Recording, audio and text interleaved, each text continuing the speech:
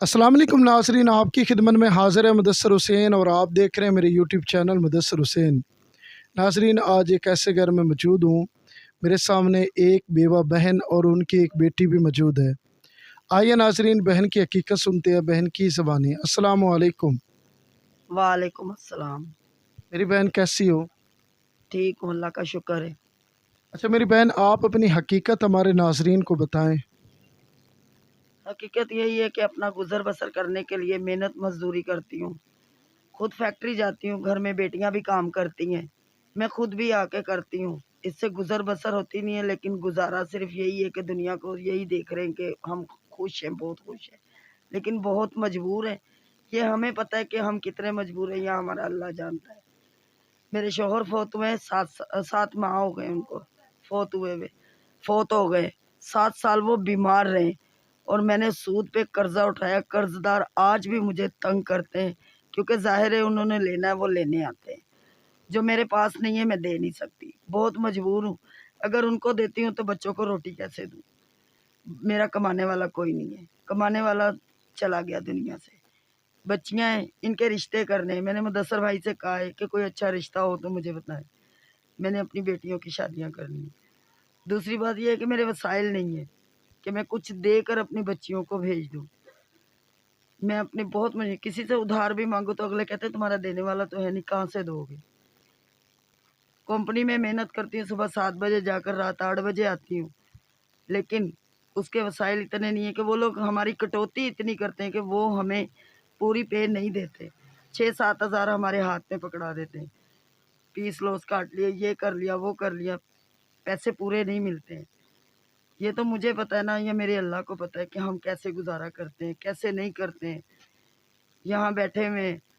लेकिन आस पड़ोस वाला कोई भी किसी पे कोई तरस नहीं खाता है। ये सिर्फ कहने की बातें हैं कि हम फलां पे तरस खा रहे हैं या रहम करते हैं, कोई किसी पे नहीं करता है।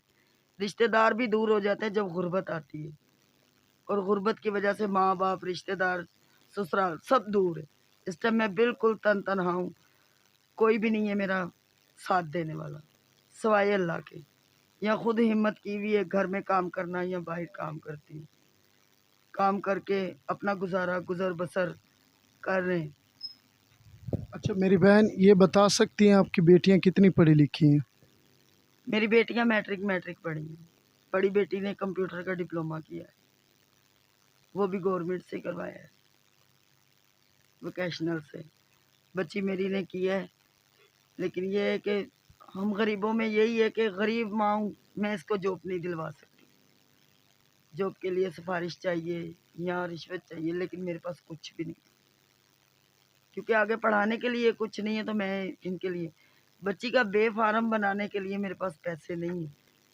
मेरी बेटी को घर बैठे हुए 4 माह हो गए, वो कहते बेफार्म नहीं है तो नहीं आना। बच्ची मेरी घर में 9 साल की है, उसको यही कहते हैं अच्छा कितनी हालात नहीं। बेटियां मेरी बहन आपकी? 3 बेटियां हैं मेरी, छोटी 9 साल की है, बड़ी मेरी अब 18वें साल में लगी है, एक उससे छोटी है। 3 बेटियां, एक बेटा है मेरा। अगर मेरे चैनल से कोई अच्छे रिश्ते आते हैं तो आप क्या कहोगे? अगर अच्छे होंगे तो यही है कि मेरी बेटियों को इज्जत के साथ रखने वाले हों तो मैं कबूल करूँगी।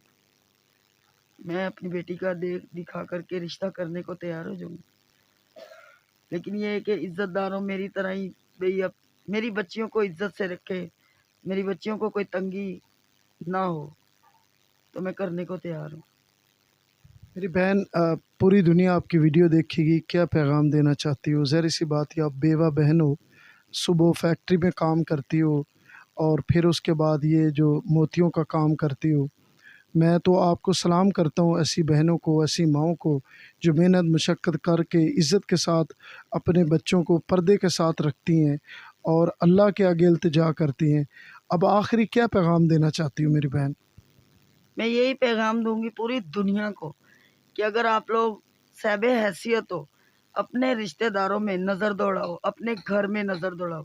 अगर कोई बेवा, यतीम जो भी है, गरीब है, सफ़ेद पोश है, तो उनको खामोशी से रात के अंधेरे में उनकी मदद करो, ताकि वो भी आपसे शर्मिंदा ना कभी हो, और कभी किसी दूसरे घर में जाकर ये ना कहो कि मैंने इसे ईद त्यौहार पे या आगे पीछे कभी कोई पैसा दिया है या इसको आटा दिया है या इसकी मदद की है।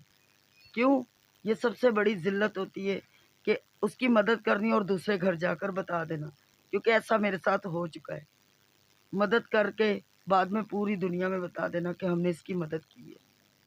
रिश्तेदारों में यही सबसे गंदी आदत है। लेकिन मेहरबानी करके अपने आस पड़ोस, मोहल्ले में, रिश्तेदारों में, दूर दराज भी देखकर मदद करने के बाद सिर्फ अल्लाह को देखें, आस पड़ोस को ना दिखाएं। उनकी वीडियो बनाकर शेयर करते हैं, एक दूसरे को, रिश्तेदारों को बताते हैं, दिखाते हैं उनकी बातें। ये उनके लिए नदामत की बात है। बेइज्जती करना कोई बड़ी बात नहीं है।